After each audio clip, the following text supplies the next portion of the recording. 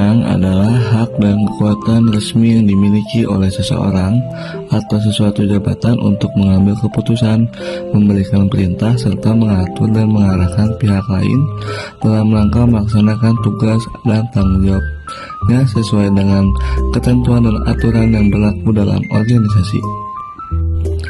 Sumber-sumber wewenang. Yang pertama ada atribusi. Atribusi adalah pemberian wewenang yang langsung berasal dari undang-undang atau perundang-undangan kepada suatu lembaga atau pejabat untuk menjalankan fungsi tertentu. Yang kedua, delegasi. Delegasi adalah pelimpahan wewenang dari pejabat atau lembaga yang lebih tinggi kepada pejabat di bawahnya, disertai dengan pelimpahan tanggung jawab atau pelaksanaan wewenang tersebut. Yang ketiga ada mandat. Mandat adalah pelimpahan wewenang untuk bertindak atas nama pemberi mandat, tetapi tanggung jawab tetap berada pada pemberi mandat, bukan pada penerima mandat. Faktor wewenang. Jabatan atau posisi. Semakin tinggi jabatan, semakin besar wewenang yang dimiliki. Struktur organisasi. Struktur yang jelas menentukan batas wewenang tiap bagian, keahlian dan kompetensi. Seseorang dengan keahlian khusus biasanya memiliki wewenang fungsional. Peraturan dan kebijakan. Wewenang dibatasi oleh aturan organisasi dan hukum. Kepercayaan pimpinan. Tingkat kepercayaan mempengaruhi pelimpahan wewenang. Apa saja ya jenis-jenisnya? 1. Wewenang lini. Wewenang langsung dalam pengambilan keputusan. 2. Wewenang staf. Wewenang memberi saran atau pertimbangan. 3. Wewenang fungsional. Wewenang berdasarkan keahlian tertentu. 4. Wewenang teknis. Wewenang dalam bidang operasional atau teknis. Nah, kalau tanggung jawab,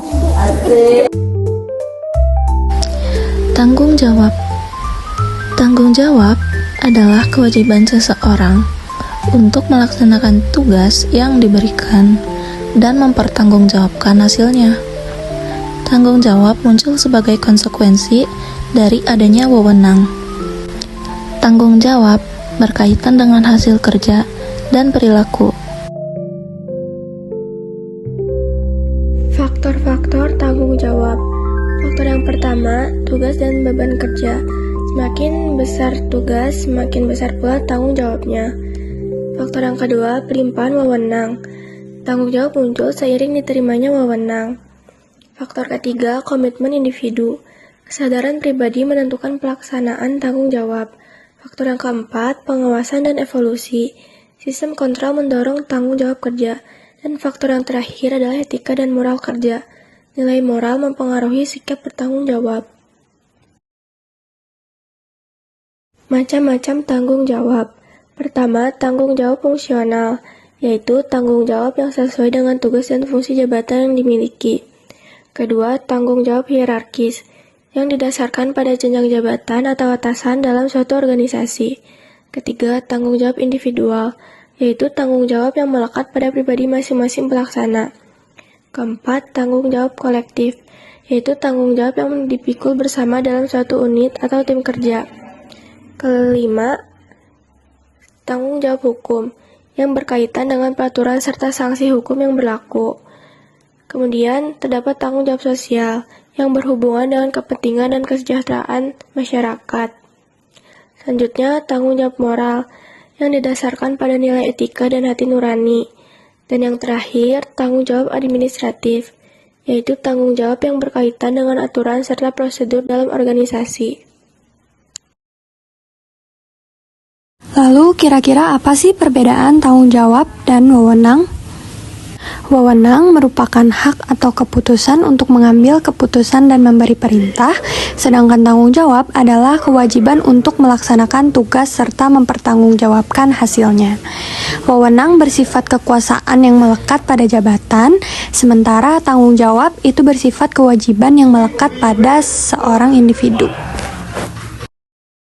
Jadi, hubungan antara wewenang dan tanggung jawab itu sangat erat dan tidak dapat dipisahkan. Setiap wewenang yang diberikan kepada seseorang selalu diikuti dengan tanggung jawab untuk melaksanakan dan mempertanggungjawabkan penggunanya. Semakin besar wewenang yang dimiliki, maka semakin besar pula tanggung jawab yang harus dipikul. Oleh karena itu, keseimbangan antara wewenang dan tanggung jawab sangat penting agar pelaksanaan tugas dalam organisasi bisa berjalan secara efektif dan tidak terjadi penyalahgunaan kekuasaan.